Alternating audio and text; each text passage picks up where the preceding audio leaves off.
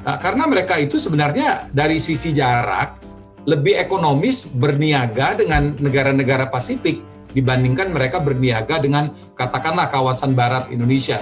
Jadi in short, Pak Hermawan, Pacific Exposition ini isinya itu adalah 3, Pak. Pertama adalah pameran perdagangan, pariwisata, dan investasi. Ya memang diplomasi yang paling nancep itu Pak adalah diplomasi budaya, apa yang kita sebut sebagai soft diplomacy.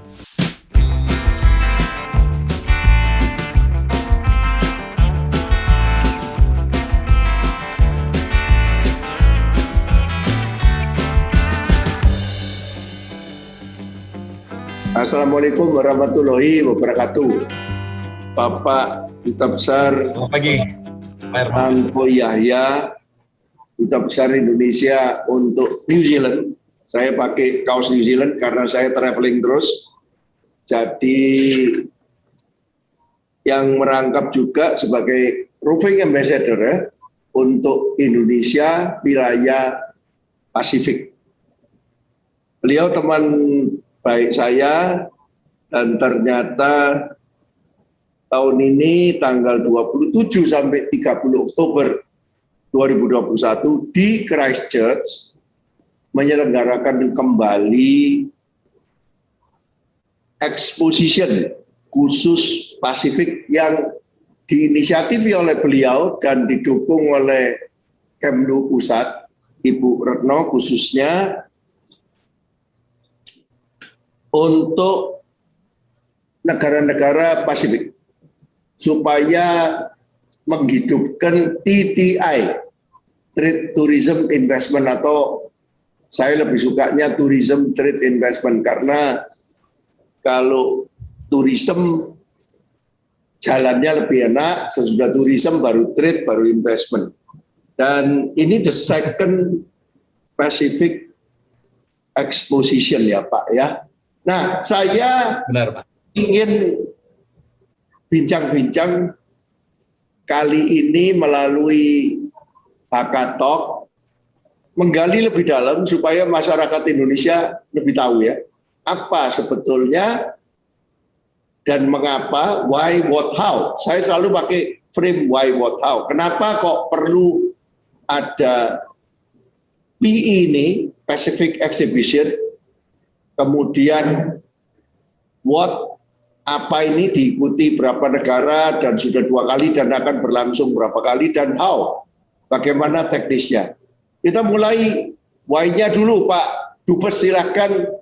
Kenapa buat Indonesia sangat strategis Kemlu melakukan ini, dan biasanya Kemlu itu cuma buka saja, buka gerbang, sesudah itu silakan dinikmati oleh sektor-sektor ekonomi. Silakan. Baik, terima kasih Pak Hermawan, selamat pagi. Terima kasih untuk kesempatannya. Pertanyaan Bapak ini singkat tapi butuh jawaban yang cukup panjang. Mudah-mudahan saya diberikan ruang dan waktu untuk menyampaikan itu. Indonesia ini adalah gugusan pulau-pulau atau negara khatulistiwa atau negara kepulauan yang posisinya itu diapit oleh 2 samudra besar, Samudra Hindia dan Samudra Pasifik. Selama ini Indonesia selalu dipotret dari Samudra Hindia, sehingga kita dipersepsikan sebagai negara Asia. Betul itu. Tapi kita lupa dan dunia lupa bahwa Indonesia juga terletak di Samudra Pasifik. Ada 5 provinsi kita yang secara geografis dan demografis adalah bagian dari Pasifik. Yang pertama adalah Papua, kemudian Papua Barat, Maluku dan Maluku Utara, kemudian Nusa Tenggara Timur atau NTT, dan juga Sulawesi Utara. Nah, ke 5 atau 6 provinsi ini tidak bisa terelakkan menjadi bagian dari Pasifik, baik secara geografis maupun secara demografis. Artinya kultur mereka adalah kultur masyarakat Pasifik. Nah, tapi sayangnya selama ini kita tidak mengkapitalisasi keberadaan kita atau bagian dari Pasifik tersebut. Sehingga kita tidak bisa menyalahkan dunia, tidak bisa menyalahkan masyarakat kita, bahwa kita tidak menjadi bagian dari satu kawasan yang semakin lama ini semakin penting bagi banyak superpower. Nah, kita percaya Pak bahwa tidak ada kata terlambat, better late than never. Oleh karenanya kita sekarang ngegaspol istilah anak-anak sekarang untuk dapat menghadirkan Indonesia di kawasan Pasifik. Saya sebut bahwa agak terlambat dalam pengertian bahwa negara-negara lain itu seperti Tiongkok ya, kemudian Amerika, kemudian Uni Eropa, dan tentu saja Australia dan Selandia Baru, itu mereka sudah lama berkiprah di kawasan ini. Nah, kita bagaimana? Kita hadir, Pak. Dari zaman Presiden SBY juga kita hadir dalam bentuk memberikan bantuan-bantuan teknis, bantuan-bantuan kemanusiaan, kemudian dipertegas lagi pada era Presiden Jokowi. Kita punya program yang namanya Pacific Engagement waktu itu, kemudian 2 tahun lalu kita sempurnakan lagi menjadi program payung yang namanya Pacific Elevation. Nah, melalui Pacific Elevation inilah kita memberikan berbagai komitmen, khususnya komitmen dalam bentuk membuka pasar bagi negara-negara kepulauan yang ada di kawasan Pasifik. Kemudian tentu saja bantuan-bantuan yang sudah kita berikan selama ini seperti misalnya capacity building, bantuan-bantuan terkait kemanusiaan, kemudian bantuan-bantuan yang bersifat bantuan nyata, yaitu dalam bentuk grants, donation juga kita berikan. Tentu tidak sebesar dan sebanyak apa yang sudah dilakukan oleh para superpower, katakanlah Tiongkok. Nah, melalui program Pacific Elevation inilah berbagai program kita introduce kepada masyarakat di Pasifik. Salah satunya itu adalah Pacific Exposition, yang merupakan pameran pariwisata. Saya menggunakan pariwisata dulu nih, saya ngikut Pak Hermawan. Pameran pariwisata, perdagangan, dan investasi. Mengapa kami atau Indonesia memilih opsi pameran? Karena negara-negara di Pasifik ini sebenarnya sudah banyak mendapatkan bantuan dari negara-negara besar yang saya sebut di awal tadi. Tapi belum ada dari negara-negara tersebut yang memberikan bantuan berupa market access ya, atau akses pasar. Nah, mereka butuh ini, Pak. Banyak sekali produk-produk yang bagus yang dihasilkan oleh negara-negara kepulauan di Pasifik itu yang pasarnya itu terbatas. Negara terdekat itu hanya Australia dan Selandia Baru. Tapi tidak semua produk mereka bisa masuk ke dua negara ini. Karena negara ini satu, secara market juga tidak begitu besar. Kedua, mereka juga mempunyai persyaratan terkait biodiversity yang sangat ketat. Sehingga produk-produk dari negara-negara seperti Solomon Islands, Vanuatu, Samoa, Tonga, Fiji itu agak kesulitan untuk mempenetrasi pasar ini. Nah, pasar terdekat adalah Indonesia. Udah jumlahnya besar, kemudian secara jarak juga lebih dekat dibandingkan mereka ke negara-negara besar yang kita sebut di awal tadi. Nah, inisiatif ini disambut dengan baik oleh negara-negara Pasifik. Jadi Pacific Elevation adalah komitmen kita untuk memajukan perekonomian negara-negara kepulauan yang nanti akan berujung pada peningkatan taraf kesejahteraan masyarakatnya melalui market access atau pembukaan pasar. Demikian, Pak. Ya, ini lengkap sekali ya urutannya dari public engagement zaman Pak SBY, sekarang jadi public elevation, dan akhirnya jadi semacam public exposition kan ya. Jadi Pasifik, ya, PI terus dari engagement ke elevation terus ke exhibition. Ini secara marketing bagus sekali, ini brandingnya dijaga PI. Jadi inisiatif Indonesia ini Pak Dubes ini melanjutkan. Makanya ini memang harus mendapat sambutan secara diplomatik. Pak, aku pernah cruise, aku ini sedang cruise. Jadi dari Sydney ke Vanuatu, Fiji, dan New Caledonia. Setelah saya singgah kemana-mana, itu khususnya di New Caledonia, saya bertemu dengan diaspora di sana karena Pak Konjennya mempertemukan saya, dan di sana saya menemukan ada rumah Indonesia. Rumah Indonesia, bahkan ada peringatan, tugu peringatan kecil orang Indonesia pertama ke sana. Jadi jejak orang Indonesia itu ada, Pak. Bukan cuma di Suriname, tapi ternyata di Pasifik itu ada. Dan karena Melanesia, Polinesia kan. Nah, saya kaget lihat, wah, rumah Indonesia itu gede, bahkan ada hubungan dengan Sultan DIY, Sultan Jogja ya, yang memberikan bantuan gamelan dan sebagainya. Dari pembicaraan Fiji maupun Numea maupun di Vanuatu dengan pejabat-pejabat Kemlu yang ada di sana, saya mendapatkan kesan bahwa memang Pasifik ini harus lebih mendapatkan perhatian. Sebab teman-teman kita yang ada di 6 provinsi ini, khususnya di Papua, Papua Barat, ini perlu mendapatkan ketenangan ya Pak ya, ketenangan bahwa Republik Indonesia ini memperhatikan saudara-saudara Polinesia dan Melanesia yang ada di Pasifik. Nah, Tiongkok, Amerika pasti berebut power. Itu menurut saya, kalau we are the superpower, pasti doing it seperti Inggris dulu, zaman dulu kan, tapi bentuknya penjajahan. Kalau sekarang kan bukan penjajahan okupansi langsung, tapi ya lewat bantuan ekonomi.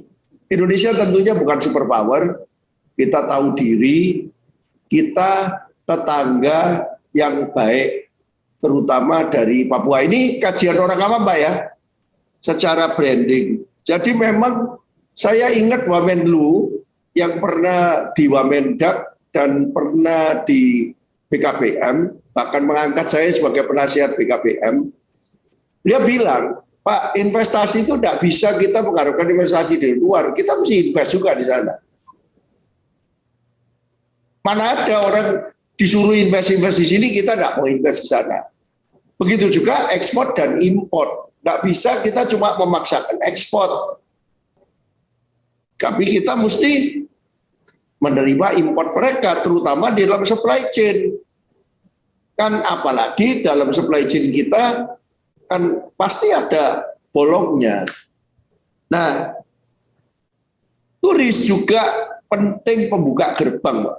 Saya pernah ke Pasifik, tapi menurut saya tidak banyak loh orang Indonesia yang sudah pernah ke Pasifik. Paling Pasifiknya Australia, New Zealand, Pak. Nonton Hobbiton, Christchurch, ya memang enak di sana. Iya toh? Indah negaranya di Australia. Ini bukan Pasifik yang itu Pasifik putih menurut saya. Ya, Pasifik yang orang-orangnya merasa long time ago di perintah, sekarang diperintah oleh orang putih. Lah Pasifik sesungguhnya itu ada di mana? Kan ada yang bahasa Perancis ya Pak ya, ada yang bahasa Inggris, ada yang macam-macam, dan saya lihat banyak keturunan India di sana ya. Nah, jadi Indonesia sebagai negara besar dan tetangga, memang saya kira punya kewajiban ya untuk meneruskan diplomasi di sana, membuka hubungan kemana-mana. Pengertian saya selama ini membantu Kemlu di dalam berbagai hal, termasuk melakukan riset, pelatihan di Sesparlu dan sebagainya, seperti itu, Pak. Nah, sekarang kalau kita menjadi supply chain mereka, produk dari Pasifik datang, atau paling tidak kita menyeraplah sedikit untuk keperluan kita. Memang kan namanya perdagangan itu tidak bisa satu negara itu lebih efisien mempunyai semua. Pasti kalau informasi ada, pasti ada peluang. Tidak mungkin tidak ada peluang. Trade itu dari dulu kok. Nah, yang lebih spesifik dari penjelasan Pak Dubes itu apa yang kalau saya boleh bilang bukan keuntungan kita tapi keuntungan kedua belah pihak. Terutama untuk menghidupkan UKM-UKM di sana.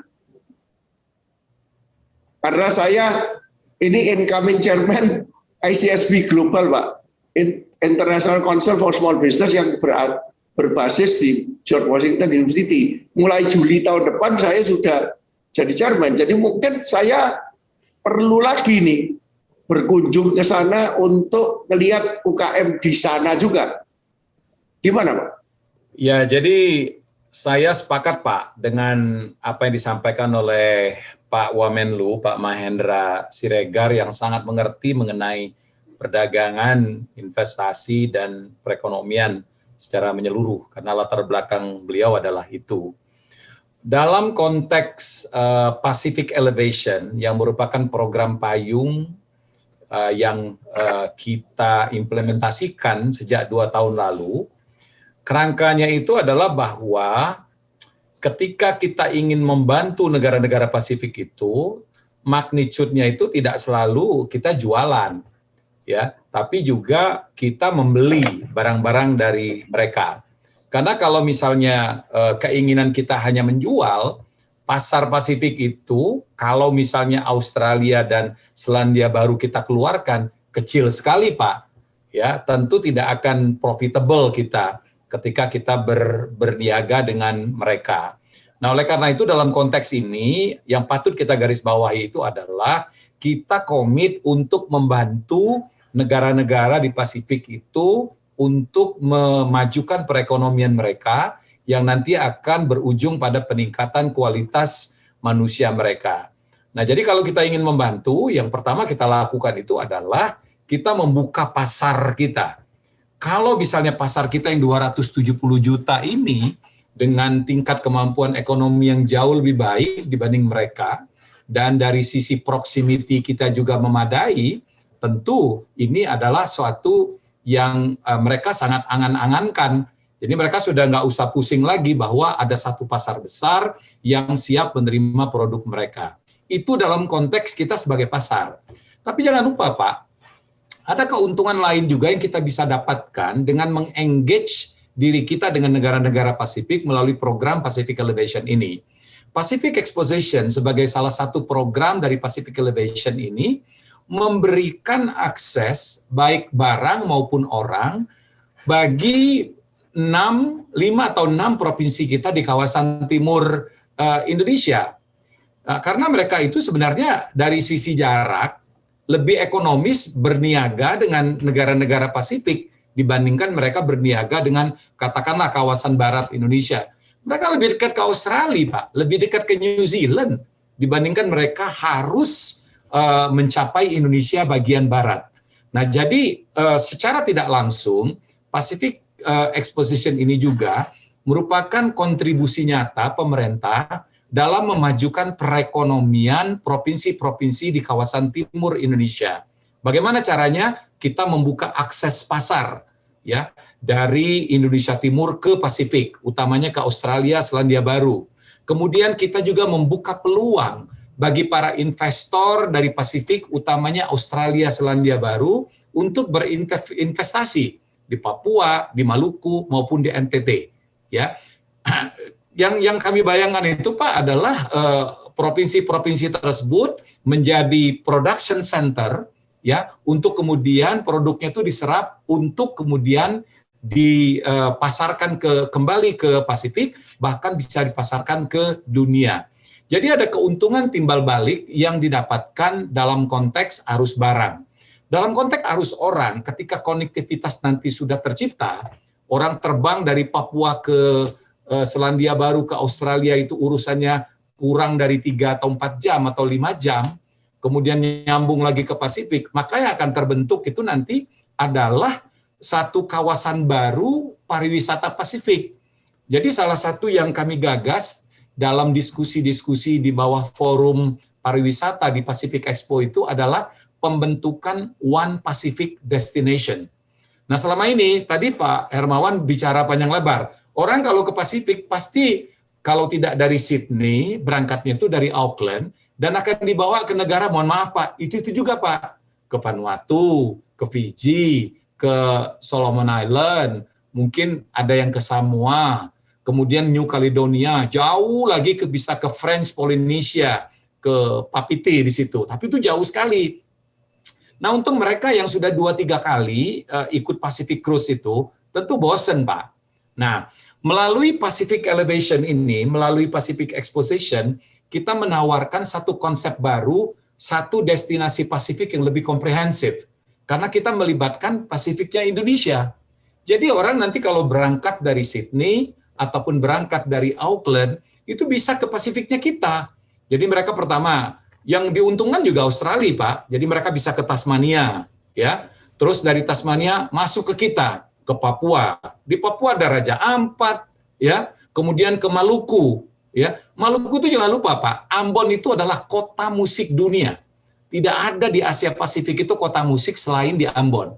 Selama ini tidak terkomunikasikan dengan baik ke dunia, ya. Kemudian dia bisa ke NTT, bisa ke Labuan Bajo, ya, bisa melihat Komodo dengan tradisi yang hampir sama dengan masyarakat Pasifik. Nah, ketika ini sudah terjadi, Pak, jadi keuntungan dalam konteks pariwisata juga akan sangat besar bagi kawasan timur Indonesia.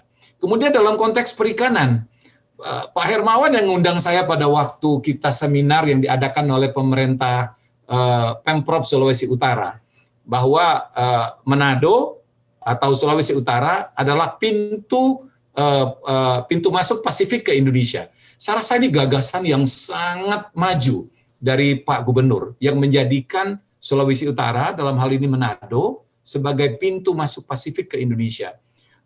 Banyak nilai tawar yang bisa ditawarkan Sulawesi Utara, misalnya sektor perikanan. Pak, Pasifik ini Pak, Australia, New Zealand itu negara yang dikelilingi oleh laut, tapi nyari seafood angel Pak. Nyari seafood itu susah banget. Nah, kalau kita bisa mensuplai ya produk-produk seafood dari kawasan timur Indonesia melalui Sulawesi Utara, begitu besar potensi yang kita bisa dapatkan, ya.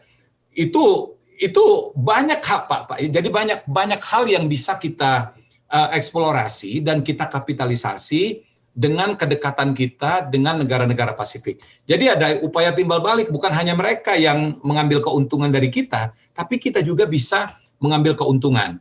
Nah, dalam konteks lain, Pak ya, negara-negara di Pasifik, katakanlah seperti Samoa, itu terkenal dengan kayu gaharunya, Pak. Kemudian dia terkenal juga dengan avocado. Avokadonya bagus sekali, Pak. Besar, nikmat, ya. Kemudian umbi-umbian. Problem dari negara-negara Pasifik itu, Pak, mereka tidak bisa mengolahnya. Jadi akibatnya sumber daya alam dari sektor pertanian maupun maritim itu banyak yang busuk. Nah, jadi mereka juga membutuhkan investasi dari kita. Saya bisa bayangkan, Pak, kalau kita misalnya nanam investasi yang sederhana di Samoa, kita mengolah produk-produk asli mereka menjadi keripik, menjadi jus, menjadi apalah. Kemudian kita ekspor ke Australia, kita ekspor ke New Zealand, bahkan ekspor ke dunia. Itu multiplier efeknya itu luar biasa. Kitanya untung, mereka juga mendapatkan bantuan secara langsung dalam konteks penciptaan lapangan pekerjaan, kemudian ekspor. Kemudian Pak, negara-negara seperti Solomon Island itu, tanah iklimnya itu sangat ideal untuk penanaman kelapa sawit. Karena mereka sendiri punya kelapa sawit di sana.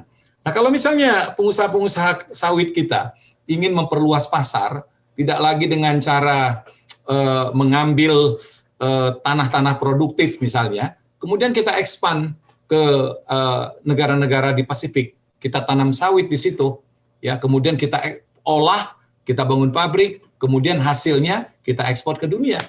Ya memang itu akan disebut sebagai kelapa sawit dari Pasifik, tapi kan kita yang punya. Nah, jadi hal-hal seperti ini Pak yang sebenarnya menguntungkan kedua belah pihak. Kita untung, mereka jauh lebih untung daripada kita. Tapi itulah makna dari skim kerjasama yang coba kita bangun untuk negara-negara di Pasifik.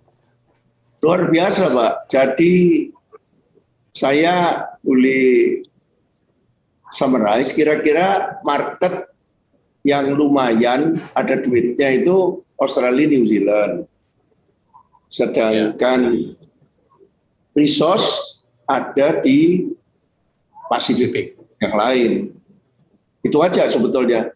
Iya toh? Iya. Jadi kalau selalu ditanyakan apa sih perlunya kita menginisiatif ini selain diplomasi, ya kan? Untuk keperluan beberapa provinsi terutama di Papua dan Papua Barat. Tetapi secara ekonomi ada banyak untapped market yang belum disentuh dengan cara-cara baru.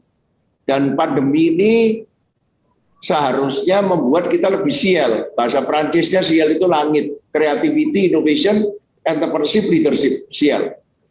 Selama ini kita PIPM, Productivity Improvement Professional Management. Saya selalu pakai sial, PIPM itu harus dicampur. Nah, pintu gerbang Pasifik Indonesia, Sulawesi Utara, itu kalau Pak Oli ngelihatnya ke China, Jepang, Northeast Asia.